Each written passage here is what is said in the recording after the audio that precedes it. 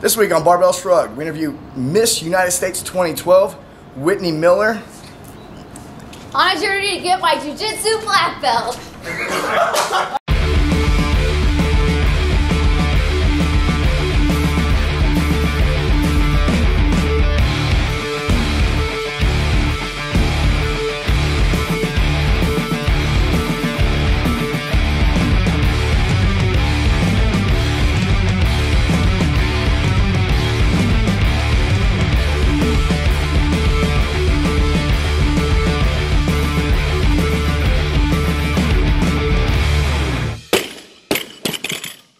Barbell Shrugged is brought to you by you. To learn more about how you can support the show, go to barbellshrugged.com and sign up for the newsletter. Signs of a long weekend. 3, 2, 1, Welcome to Barbell Shrugged. I'm Mike Bledsoe here with Doug Larson and our stand-in host, Connor Moore. Yo. Here for Chris Moore. They're not brothers. Well, in some respects, maybe. In spirit. In spirit, they're brothers. We were fat kids together, so we share a bond. Fat brothers for life. Oh yeah, You and Chris. always. We're down here at Paleo FX convention down in Austin, Texas, and we swooped up Whitney Miller. Hey, what's going on? You went from Miss United States. Miss United States to MMA fighter. Is that Yeah, right? that's right. Well, I haven't had my first MMA fight yet.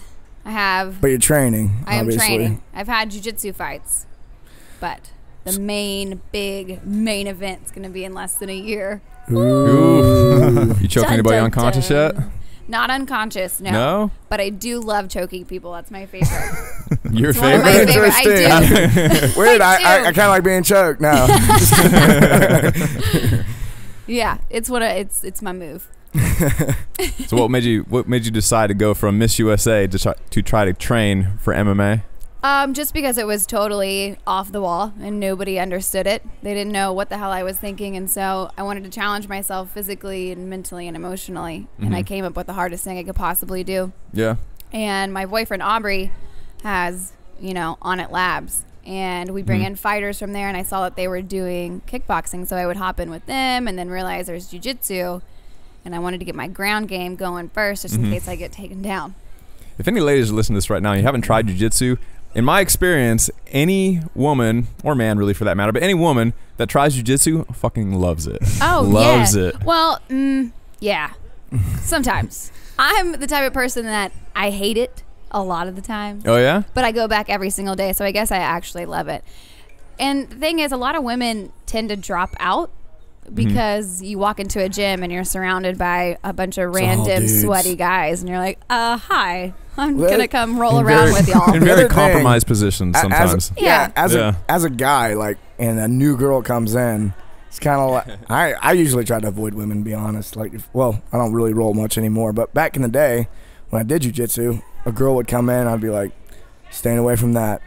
Why? Because I got uncomfortable too. It's like, hey, you're in my guard. How's it going? it's like I'm a single guy. You're a good-looking lady. You're in my guard. That's I don't know. Maybe I was just not thinking about jiu-jitsu when I was wrestling a girl. That's funny. I haven't had any awkward things happen to me yet, and I'm keeping my fingers crossed. You and Aubrey don't wrestle? Oh, no.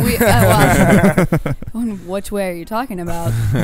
We do roll together, though. Oh, yeah? It gets a little irritating. I think we both get frustrated because now we're at that point to where I'm starting to catch him in different moves, and I'm getting the technique down, so he has to use his strength in some of the positions. So it sounds like you're a better technician. Well, I'm just training more. I'm training a lot more than he is. And He's too busy? Yeah. Oh, okay. So then I practice and I'm like, come on, babe, let's roll. So I was told you were also a surfer. Yeah. I grew up in Corpus Christi, Texas. So I grew up surfing there, and then I moved to Austin and was on the lake all the time. So I started teaching wakeboarding and then became a professional wake surfer behind the boat. Tell us what a wake surfer is. Yeah. Well, it's basically they have these boats that are made for wake surfing and wakeboarding, and you just put tons of weight in the back, and you can basically just surf right behind the boat, maybe 5-6 feet behind the boat, without a rope. and you're just cruising. Is it an indefinite surf? You Yeah. can just keep. Wow. You just keep going That till you actually fall. sounds really cool. It just It's creates so an fun. enormous artificial wave Yeah. that you can just surf just like you would see people surfing in the Exactly. ocean, but it's behind a boat in a lake. Right. I've seen people do What should that we behind Google? cargo ships. Wake surfing. Wake surfing? Yeah. I've seen It's- people like get out in the ocean, like way out there, and there's Yeah. a cargo ship or something, and they're catching that wake. They do a lot That's that wild. here a lot in Galveston and Corpus. Really? It's like I didn't know it tanker was that surfing. popular. I forget where I saw that. I saw that in like some surfing documentary at some Mm-hmm. point. Yeah.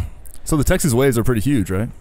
Oh yeah. Yeah, just huge swells all the They're time. so awesome and clean and perfect. Yeah, right. They're like the worst waves you could possibly even imagine. It's like I muddy mean- water just kind of washing up around. Oh yeah. It's like brown, and you have to watch out for red tide when all the fish are like belly up and you're sneezing and coughing. It's pretty disgusting.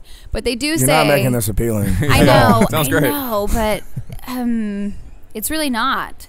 But they do say that if you can surf in Texas, then you can surf anywhere, because Texas is like a washing machine. And so if you can learn to catch those waves, then you go somewhere where the It's not sets so are choppy. perfect and it's not choppy and it's like meant for surfing, then you're good to go. So you were here at Palo FX and you had a talk? I did. I was a speaker. What was that all about? It was just about pushing your limits and living outside of your comfort zone, because it's kind of what I'm doing, going from Miss United States into MMA. Mm-hmm. And yeah, just pushing yourself as far as you possibly can all the time. Mm-hmm. Because I guess I could have hung my hat up on being Miss United States and patting myself on the back and saying good job, but I wanted to see where I could go from there, and really inspire people to continue whatever they have going on and pushing themselves. It's been a constant theme of your whole life. You're always trying to find that next thing that's slightly outside of your comfort zone that you can attack and accomplish and conquer, if you will, and then you're always trying to find that next thing. Yeah. I mean, I think it's important because a lot of us just become so comfortable and complacent with what we have, and why step out of your comfort zone if it's comfortable? But that's where you fully live. Like, that's where you feel everything that you should feel, is when you step across those barricades. And yeah, that's exactly what I'm doing. I know when they do studies on satisfaction and fulfillment, it's not when you actually accomplish something that you feel the best. It's the moment right before you accomplish it when you think, holy shit, I think I'm actually going to do it. Not when you actually get there and you realize I did it. Right. It's right before. And so constantly chasing something and having it just out of reach is actually the fulfilling part, which I don't think a lot of people notice. Yeah, I've never actually thought about that, but I think that's very true, because once you accomplish it, you already did it, and that's just a part of you. And so I could see how, becoming excited about just having it right outside of your reach. I mean, I guess they always say you want something you can't have, right? So Yeah. maybe it has something to true. do with it. Actually, speaking of that, they actually say the same thing with fear. Fear is the worst right before something happens. Once it happens, usually it's not so bad. Like your MMA fight, you might be really nervous right before it, but once it's ding and you start walking towards each other, you're probably not feeling fear anymore. You're probably not nervous anymore. Now you're comfortable because you're doing what you practiced doing, that you've been preparing for, and now you're in a normal situation. You're not like wondering what's going to happen anymore. You're just there in it. Yeah, your mind can't really take over, because once you hear the bell ring, or once you're in a jiu-jitsu match or whatever it is, you have to just put your work into it. So what's the most intense clear thing it. you've done? Ever? In jiu-jitsu? Just in anything. Sounds like you might go after big things. Oh man, you I don't jumped know. out of anything or off of a building or anything? Yeah, I've gone skydiving, but that was when I was 16, so I'm 24 now. But you did that and you're like, next thing. Yeah, I really want to go shark diving really bad. And I would be down to do the whole cage thing, but I'm talking like put me in the water with some great whites. Let's do this. They do a thing down in Belize where they take you down this big hole. Just basically this big hole you can dive down like maybe 100 feet. And you're in a place with a bunch of sharks. That's so And then they just awesome. like chum it up. They down chum there. it? Okay, that's getting a little crazy. And then the sharks you just sit there and watch them eat. Well, how do you know they're not just going to come bite your head off? I guess you don't know I guess that. that's the point, right? I mean, diving with sharks is super cool. Like I've dove with like lemon sharks and black tip sharks, excuse me. They're only like maybe 6 feet long, something like that, which is plenty big, but like not great whites. Oh. How big do great whites get? Like 15 feet? I am think talking they're about... Bigger? They're just monsters. They're They're monsters. They're just They're water gorgeous. monsters. That's what I'm talking about. Yeah. Great whites. I don't think you put it in Bring me perspective until a great you're in white. the water with one and you're like, Yeah. that's a creature that's been around for a long ass Yeah. time. So. I got the On It Great White t-shirt. Those are cool, right? Yeah. Yeah. Gotta wear it still. We had the opportunity to go do that in Australia recently, but we ran out of time. It was like 5 hours away, something like that. It was like extra $1,000. We had like a day left, and we were like, we might be able to like get there, do it, and get back like just in time to go to the airport. And then we were like, fuck, no, we'll do it next time. Yeah. Yeah. You got to do it. Yeah. So Australia, and I think you do it in South Africa too. Yeah, South Africa. Yeah, that's the big one. I think some what I'm talking groups try to like discourage that, like because they think that might be linked to like more shark attacks.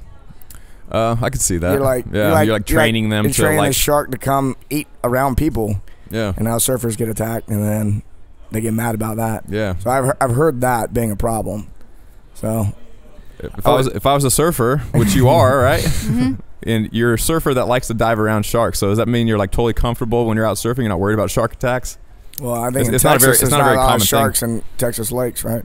Well, yeah. That's where all the shark attacks happen. You got to watch out for those. Well, I'd imagine you surfed somewhere besides Texas. Yeah. right? No, I had an incident in Costa Rica.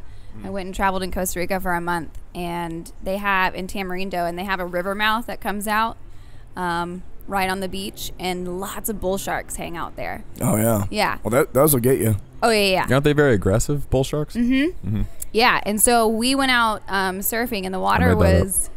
No, they are though. They are they're one of the most likely to get attacked by. Yeah, exactly. But we went out, and the water was like real murky, and it smelled just horrible. And that was the first time that I'd ever experienced anything like that. So I was a little iffy about going out there. And they say that bull sharks bump you before they bite or attack or anything.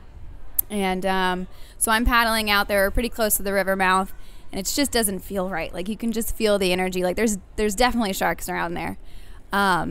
And I'm paddling, and I feel my board like shift backwards. Like I didn't hear something hit it or anything, but everything just kind of moved back. And I'm like, that doesn't feel good. oh my Did you just like pull all four limbs on the board? like totally, yeah. Like paddling with my fingertips. I'm out of here. I had something similar happen to me when I was a kid, and we were vacationing in Cocoa Beach, Florida, which actually has like for Florida decent waves. My brother and I would surf there, and so we had these rental boards, and we're out there, and we were it's like the last day we were on vacation, and we're going out to the beach, and someone goes, I wouldn't go out there right now. So we were walking out, and there was like just jellyfish just washing up, like so like there was a lot of like sea life coming to shore for some reason. It was Friday the 13th, by the way.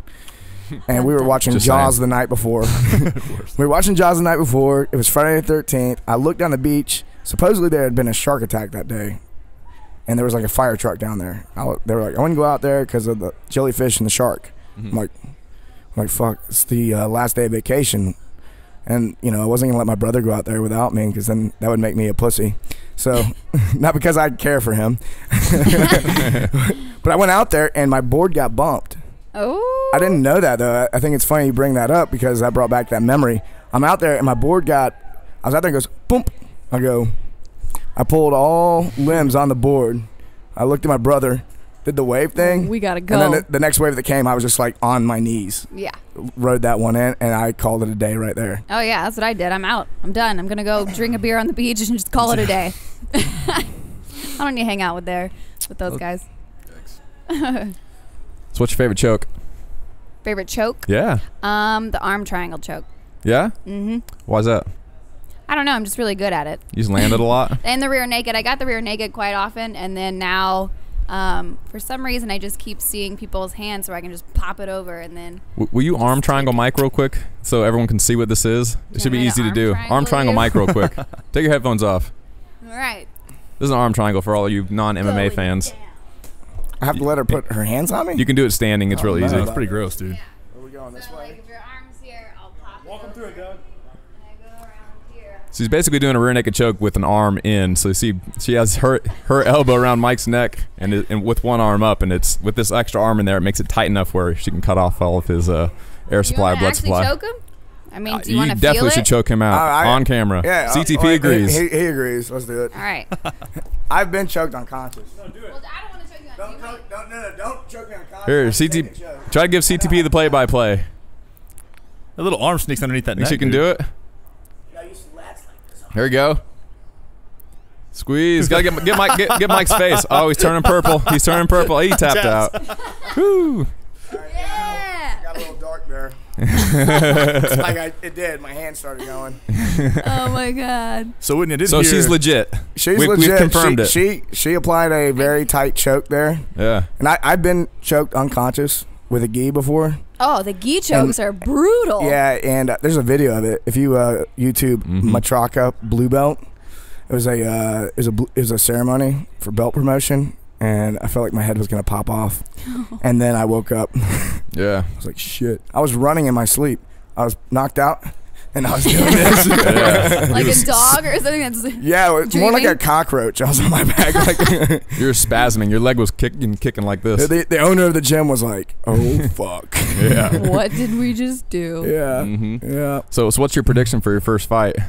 You gonna land one of those? Go to decision? My first MMA fight Yeah. is not going to decision. No? What's the prediction? It's either a TKO or a choke. Yeah? Yep. Good at taking people down and ground and pounding, or standing?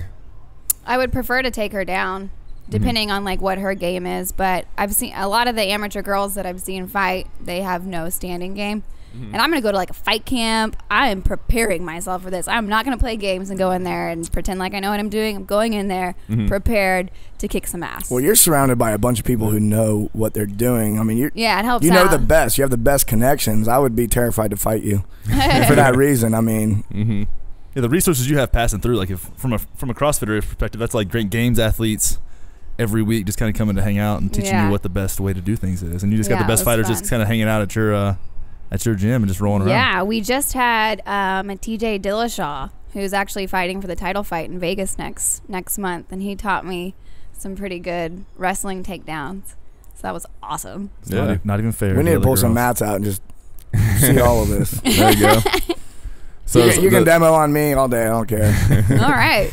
does Aubrey have you using the maces and the clubs and all the stuff that he put us through the other day? Yeah, I use those all the time. I mean, they're perfect because it helps with my grip too. So like for my forearms were pumped when we were doing that workout with him. Yeah. Yeah, some of the, if you don't know, MMA, especially wrestling, is a very grip-intensive sport. Oh, sure. So the stronger your grip, usually that's a pretty good indicator of how good of a fighter you're going to be. And jiu-jitsu too, you know, being able to grab their wrist or the gi or behind their neck, whatever it is. I just like being able to grab someone and know that they're not going to get my hand off. Like there's just no way. I've been grabbed by like wrestlers before who were, they've wrestled their whole life, and I'm in like a jiu-jitsu match with them. They grab my wrist, and I'm like, oh fuck, I'm not getting away from this guy. Next thing I know, I see the ceiling, and I'm down. Yeah, and then I'm slammed on the ground. But yeah, I love the mace. That's probably my favorite. Oh yeah? Just because it really works all the stabilizer muscles, and just my shoulder girdle's good for clinching and holding people down. So that's probably my fave. Yeah, I liked it too. The other day we were doing a bunch of different swings with it and a bunch of like shovel scoops and stuff. And today and yesterday, like my low back, like on my sides, and my obliques on my sides, like all my torso area that never really gets like a lot of direct attention like that is really super sore. Yep. And I haven't been doing much kickboxing or wrestling lately, so especially right now, because like if you're doing a lot of kickboxing and wrestling, like punching, where you're doing lots of like twists and stuff, then you get a lot of work there. But in CrossFit or just weightlifting in general, it's all kind of very straightforward, straight backwards. Not a lot of rotational work or like side to side work. So I'm pretty lit up from the other day. Yeah, I bet. And side to side rotational work is, I mean, you have to do that for jiu-jitsu and MMA because you're constantly in awkward positions and Constantly twerking. Yeah. For Twerking, sure. not twerking. I said twerking. Twerking, always twerking it. We'll take a break. Yeah, let's take a break real quick. When we come back, I want to talk about. Motivation. Yeah, inspiration, motivation, all that stuff. All right, welcome back to Technique Wad. I'm Doug Larson with the Barbell Shrugged podcast. This is video number 7 on the squat series. I'm gonna give you 3 fun variations to help you get stronger on your squats. All right, today I'm gonna give you a beginner, intermediate, and advanced variation that you can use on your squats. Level 1 is gonna be a tempo squat. Level 2 for the intermediates is gonna be a pause squat. And then level 3 for the advanced athletes is gonna be a 1 1/4 squat. So that doesn't mean that only beginners should do the tempo squats, only intermediate athletes should do the pause squat, and only advanced people are allowed to do the 1 1/4 squat, but that's how you can kind of think of them. The tempo squats look like this. I'm gonna face out just for this video. So tempo squat basically means that on the way down, say I'm front squatting, on the way down maybe I have a count of 4, and so I'd be here 1, 2, 3, 4, and then I could come up as fast as I want. A pause squat would be similar, except I would go down under control, but however fast I needed to, and then at the bottom I would hold it for maybe a count of 4, maybe a count of 7, whatever you decide to do, and then come up from there. And then the 1 1/4 squat, I'm going to go down, I'm going to come halfway up, and then I'm going to come all the way up. So I'm doing a full depth, and then I'm going to come up just a little bit, and then I'm going to train that bounce again on the way up. Okay. The tempo squat I like for new people. The reason I like it is because on the way down, new people tend to get out of position, and they, you know, their knees will be wobbling in and out, and they'll drop their elbows and whatnot. And so it lets them slow down, and it lets them think, you know, butt back a tiny bit, ribs down, elbows high, knees out, heels on the deck. It lets them think on the way down, and then on the way up, they're supposed to come up the exact same way that they went down. So it gives them time to think, where they're not going so fast that they're just kind of falling all over the place and their knees are in and out, they look terrible. So I like that for new people for that reason. For the intermediate athletes, I really like the pause squat. As I said, it lets them go down however fast they want to, but then I like how you pause in the bottom position and you have to have that raw strength, especially if this is heavy. If you're doing like a 1 rep max pause squat, I'm waiting, I'm resting, I'm comfortable in that bottom position. Maybe I'm sinking lower and lower and lower, and then I have to use that raw strength to kind of blast out of the hole and recover. That way, if I catch a heavy clean as an example, and then I land in the bottom in a funny position, or maybe I'm even a little bit out of position and I can't ride the bounce, I'm used to having to kind of grind out of the hole, out of the very bottom of the squat, because I've been doing it in training on my heavy pause squats, which might be heavier than my heaviest clean. So I'm used to grinding out of the hole with heavy weight. That way I get in competition. Maybe I'm trying to hit that next PR. I land a little bit out of position. No big deal. I'm strong in that position, and I can grind out of the hole because I've been doing my pause squats. Okay. Then finally, again, the advanced method that I was talking about today is a 1 1/4 squat. Again, put your feet wherever you would catch a clean, elbows high, and go down. I can kind of get used to using the bounce. Okay, and you obviously wouldn't do that fast with heavy weight. Go down under control. Maybe you go here, you do kind of a light bounce and then maybe a fast bounce, and get used to, and just get used to having that weight on your shoulders and landing in the hole in a comfortable position where you can bounce and not have the weight slide forward, not drop your elbows, not have your toes come off the ground, not let your knees wobble. You're getting used to riding the bounce on both cleans and snatches. You can do all this stuff overhead if you want to. You can do it in a back squat position. I did all demos in a front squat position just because it's easy to talk. But you can use all these same techniques for any and all variations of squatting. So I like for advanced people using that 1 1/4 squat. It trains you more in that bottom position, and it lets you learn how to ride that bounce correctly. That way you can pull extra heavy weight, catch it in clean, ride that bounce and cruise through your sticking point. That way you can have as much energy as possible for when you go into your jerk. So those are 3 easy methods that you can use to kind of mix up your squat routine, where especially with beginners, the tempo squat makes them intentionally go a little bit lighter, and the 1 1/4 squat actually can help advanced athletes actually even go a little bit heavier sometimes, because you're letting them get good at bouncing out of the hole for a 1 rep max front squat or what have you. So go ahead and try out those 3 techniques. If you want more squatting tips, you can always go check out the rest of the squat series. This is video number 7 in that series. So if you want to check out videos 1 through 6, you can go to barbellshrugged.com, click on the episodes tab at the top of the page, and click on Technique Wad. All the videos are in the library. We'll see you another day. And we're back with Whitney Miller. And so you came here to speak about motivation specifically. Mm-hmm. And I think the world needs more people to talk about motivation, because most people live a pretty humdrum life. They wake up at the same time, which you're supposed to. I learned that earlier about sleep. No, but people wake up and they do the same thing every day. Right. They go to their 9 to 5 job. They just kind of, everything's very ritualized, not a lot of progress maybe, just kind of like very, very small steps, not aggressively pursuing anything. Yeah. I think more people probably need to hear about other people doing really cool things. Yeah. Well, I think it's just because they're comfortable in their life, you know. And so when I just made the announcement that I was going to go into MMA after Miss United States, I got a lot of resistance from people. And I still do. I mean, my parents thought I was crazy. My mom was bawling. My dad didn't even want to talk to me. And still they think it's ridiculous. Wow. Yeah. Wow. And so I still deal with people like, why don't you just, you know, you could go work on the local news and you could do this and do an 9 to 5 job. And I'm thinking like, what are you thinking? Why would I want to do that? You know? Yeah. And I guess they're thinking, why the hell would you want to get into a cage with somebody else?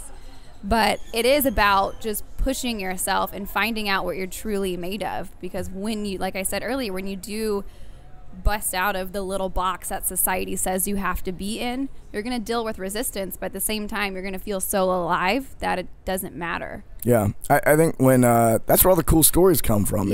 Is when you get out of your comfort zone. How many cool stories happened when you're in your comfort zone?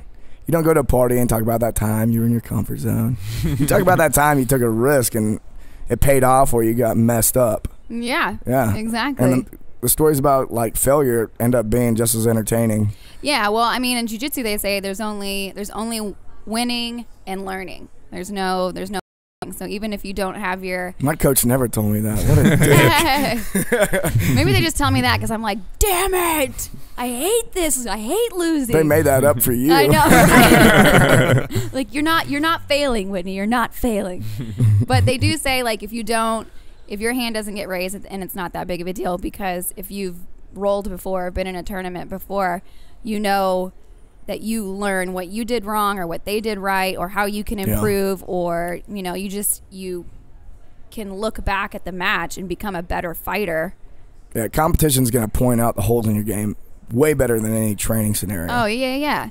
Exactly. You can be great on the mat at training, you know, in training, but as soon as you get into competition, when it pushes you outside of your comfort zone because you have people watching and you don't know who your opponent is. Yeah. Do you do any jiu-jitsu now, like competitions, or are you just okay? Yeah, I've had 3 tournaments, and I've medaled in all of them. And this last tournament was really hard because this girl was, she was a wrestler. I think we had expected her to take me down, and so she was trying to take me down. She was going for hip toss. She kept going for hip toss, and I kept defending it. And then I don't know, something clicked, and I was able to take her down. And I reversed her, and she posted her arm out, and all my weight came on top of her. Oh no! I heard this loud pop in my ear, and she was screaming bloody murder. And I looked down, and her arm is just completely the opposite way than it should be. Buckled. So I get up, and I was out. I acted like I had just broken my arm. I was so freaked out. I was so freaked out because I felt bad, you know. I just hurt her, and I don't know. Yeah, well, now everyone's probably terrified of you. Like, oh, don't fight that chick. Dude, that chick She'll break your arm. Right. I know. I go back to the gym that next week. They're like, "Oh, I saw your video of you breaking that girl's arm." I'm like, yeah. You need to at least act excited about it, so you freak. Now so I'm psych down. out your opponents. Well, see, yeah. Now I feel like I got that out of the way, so I'm not going to be as totally freaked out if it happens again. It's like, oh shit, sorry. So do you do gi at all, or is it just no gi? I do no gi and gi. Okay. So I do both. Which one are you better at? Probably no gi because I've done that longer, but I'm actually really liking the gi now because there's all kinds of different sneaky little tricks that you can do. So I go back and forth. Yeah. 1 second real quick. For somebody who doesn't know, what the hell is a gi? Besides clarified butter. It's the martial arts pajamas people wear. Ah, okay. It's like a white karate suit looking thing. Yeah. Very nice. Okay. Yeah. It's usually like it's heavier than you think it's going to be. Like when you see it, you're like, oh, it looks like a karate thing. And then when you like put one on, it's a pretty thick canvas. Very tough material. Makes a lot of sense. All right. Yeah, and you can like use it to choke people, and you can grab onto their gi to pull them down. It's and practically a rope around your neck. Really. Exactly. Just add a component to make things a little bit more spicy. I like it. It does. Yeah. Everyone stare at Mike and make him uncomfortable. Is it working? I think he loves it. I get most uncomfortable by her. He's soaking it up over there. Yeah. I feel All good. right, so earlier you said that you won Miss USA, Miss United States, yeah. Miss United States. In 2012. And what kind of competition was that? It's a beauty pageant. Beauty pageant? Yeah, so I went as, I won Miss Texas and then went to Miss United States and won that too. So basically you get judged, you have an interview, one-on-one interview with the judges, and then you compete in swimsuit on stage, evening gown, and then if you make the top 5, you have an on-stage question. What's the prep like for that? Like training, nutrition, like I'm sure there's prep for like how you're going to answer the questions and stuff like that, I would imagine. Oh yeah, I mean you have an interview coach, a walking coach, all kinds of, I mean they come up with everything. And but for me, I've always had a really muscular body. I mean, Connor was my trainer in college. What? Yeah. Texas State? Cats. Eat 'em up, cats. Yeah. And so I always, a lot of my coaches told me that I kind of needed to chill out on like the weightlifting and everything, but that just wasn't really my style, so I kept with it. And it hurt me in a few pageants, but I was like, screw you guys. Like, I have to be tiny and skinny with big boobs. Like, I'm never going to have that. Sorry. But that sucks. They're like trying to fit you into a certain mold. Yeah. So that's why, though, I did Miss Texas this past time, because it was 1 week in advance. And I borrowed my dress, shoes, everything. I was like, I'm just going to go in there and be completely who I am. And if they don't like it, well, so be it. And it stood out. And that's what I was saying. How'd that go? It was awesome. You I just mean, I crushed won. it? I won that, and I won the swimsuit. So I did So it pretty went well. well. Yeah. One thing that really tripped me out being around, because whenever I was training you back in the day, and the girl I was dating at the time was a pageant girl. I think we remember that, right? Yes. Yeah, she was good. But it's how competitive. Connor's like, I date hot chicks. Very few things to be proud of, but that's one of them. So anyways, I wouldn't watch that, and being around that is how competitive that was. And I thought it was kind of silly for a while, and I'm like, these people are just, this is dumb as shit. Then I go and watch them, like, these girls are not fucking around. No. Like, they're doing the catty shit that goes on backstage blew my mind. Like, you were talking about getting dresses stepped on and like. Oh, no. Oh, yeah? Oh, yeah. This is just passive aggressive as fuck back there. Oh, man, that's the thing, is that it's all buried underneath the surface, you know, and everybody's looking at each other like claws are out, you know? Oh, just fake and like niceness. you have to, I mean, Is there a reality show about this yet? I mean, there should be. Yeah. But sounds like it. But the thing is, like, I feel like if it was on a reality show, the pageant girl would just put on their pretty pageant smile and be like, oh, no, I don't do anything, you know? I think they could catch him in a moment. Probably, because it is very stressful. That's for damn sure. I've never had anything sketchy happen to me. I did have a girl step on my dress on stage, but backstage, I've never had anything really go on. You didn't have the skills yet to triangle choke her. Right. But you did eat M&Ms in front of them, right? Or Skittles, maybe? I definitely ate food in front of them. Yeah, bad. They were like starving themselves, and you're like eating just food. Whatever. I ate. Yeah, you psyched them out right there. You just fucked them all up. They're like, "What the hell?" Yeah. But I ate an entire large pizza the night. Oh my God. I did the night before. I wouldn't even do went that on if for I had a finals. pageant. Oh, it was so good. I can only imagine. And the satisfaction of their faces is probably the best part of all of it. Oh yeah. Yeah. Just sitting there eating it. Like, we have finals the next day. No big deal. So you're training MMA now. Do you follow any type of diet? I mean, we're at Paleo FX. I know. I don't really follow any type of diet. Just making sure I do get enough protein and calories is important for me because I am training so much. What does that mean? And I like to focus on earth-grown nutrients. So anything from the earth, I'm down with. And like how much grass-fed protein beef and bison and all that kind of good stuff. So how much protein are you getting a day? I don't know. I How eat do you know if protein you're with getting every enough, meal. though? Oh, okay. So you're eating it every meal. Yep. Okay. Yeah. Some type of animal protein. Yes. Okay. Yeah. And we go hunting. We like to hunt, and so we eat all of our meat, and it's very lean. So I love that stuff. What type of animals are you hunting? Deer. Deer. We're in Texas. Man, you're more man than I am. I don't hunt at all. I feel bad. I don't hunt at all Or either. you feel bad for the animal, or you feel bad that you don't hunt? It's more of a time thing. Oh, okay, yeah. Yeah. I don't mind shooting things. Yeah. Well, I mean, as long as you use the entire animal, that's the thing. I mean, I posted a photo of me with my deer that I shot, and people freaked out. Like, calm down. Like, I'm using every single piece of this animal, and I'm feeding myself for like a year and a half.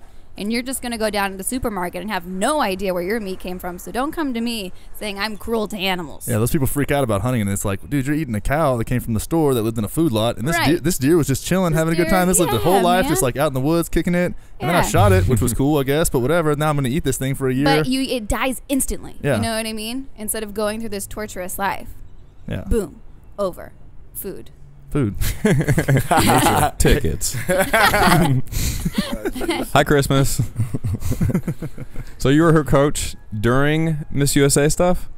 I think it was like right before.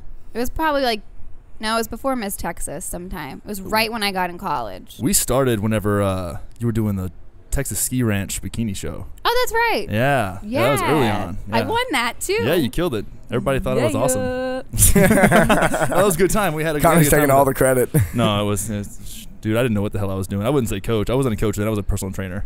I was getting paid $15 an hour to train college students. But the funny thing about when I met Whitney, though... Did you just walk people from machine to machine back then? No, dude. We did real stuff. I didn't have any client retention because I made them work out. They hated it. Yeah, he did.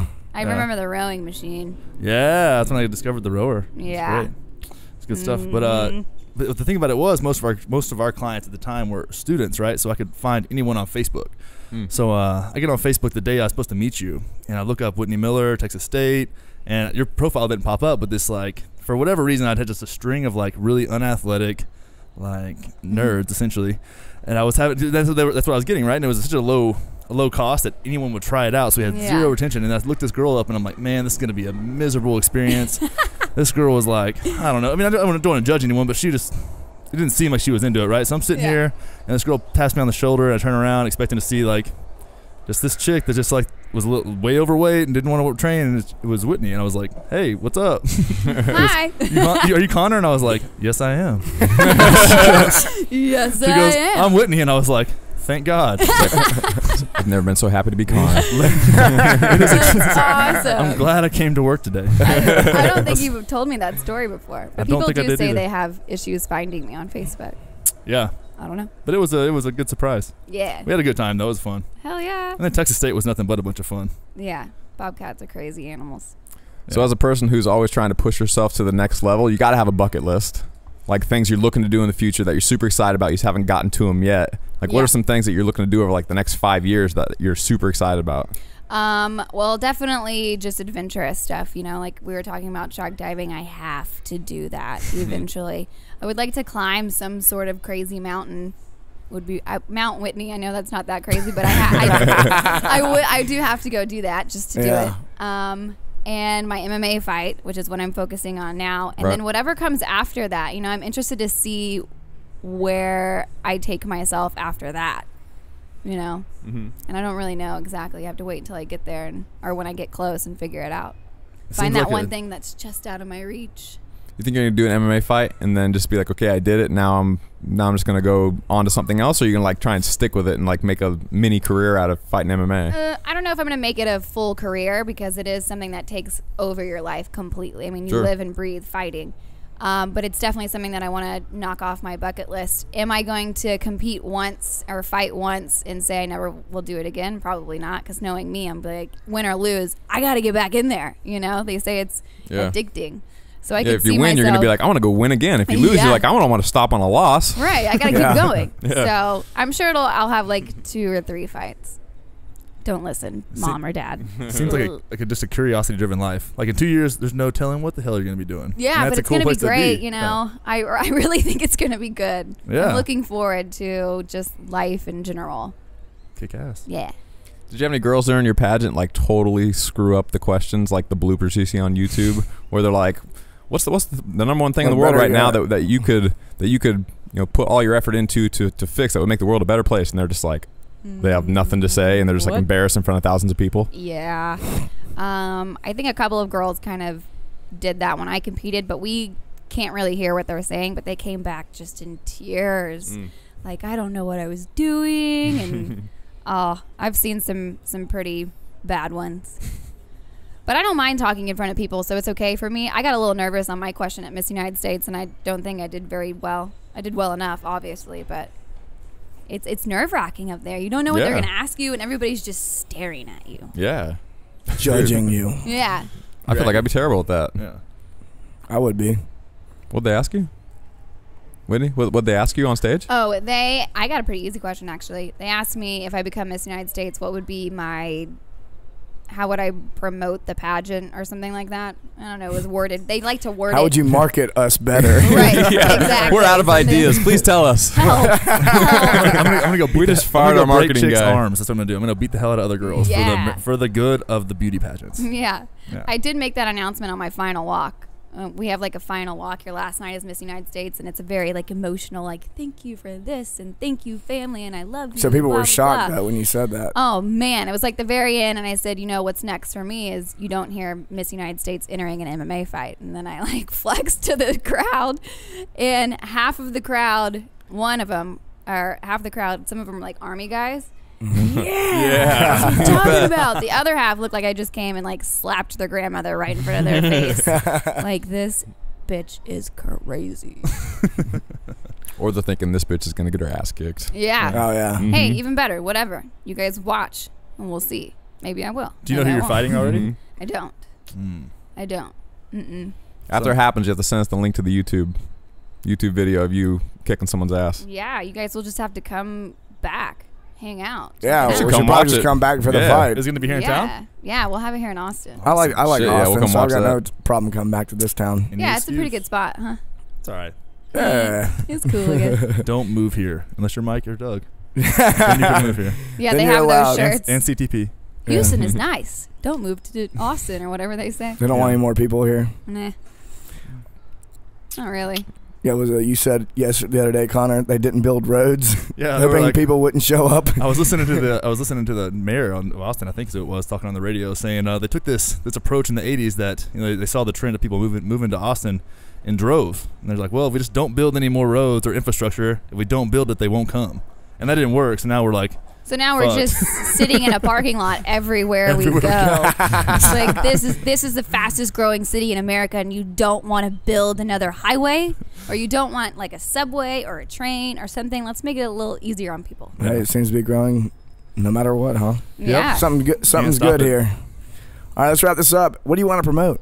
Where can we find you? You can find Since me. you're so hard to find on Facebook. Yeah, well, you can find me on Facebook. My handle is Miss 2 Jits, MISS, the number 2, and then JITS, so like Miss United States 2 Jiu-Jitsu. And we have a YouTube series going on kind of about my transformation from beauty pageant winner, beauty queen or whatever, to MMA badass. Nice. But you get to see like the ups and downs. You'll see my training. You'll see me training with a lot of the UFC fighters and some fun stuff with Jason Ellis, the professional skateboarder out in LA. I rolled with him on one of the episodes. I know Jason. I saw you choking out. Yeah. Yeah. I saw you choking Joe Rogan the other day on Instagram. Oh yeah. And I trained with Joe Rogan not too long ago, so that was really cool. But you'll get to see me totally break down and cry and bitch and whine, but then you'll see like the good parts. So I really wanted it to be real and raw in what I'm actually going through. So that's on YouTube. Is that kind of like documentary Miss style? 2 Jits. Yeah, documentary style. Oh yeah. YouTube Miss 2 Jits, Twitter Miss 2 Jits, Facebook Miss 2 Jits. It's all Miss 2 Jits. Onit.com/ Onit.com/Whitney or Miss 2 Jits. It'll take you to the same page. Nice. Yeah. Thanks for joining us. Absolutely. Thanks Yeah, for having good me. This seeing is you again, awesome. Yeah. See you Make later. sure to go to barbellshrug.com, sign up for the newsletter. Thanks, Whitney. See ya. To learn more about how you can support the show, go to barbellshrug.com and sign up for the newsletter.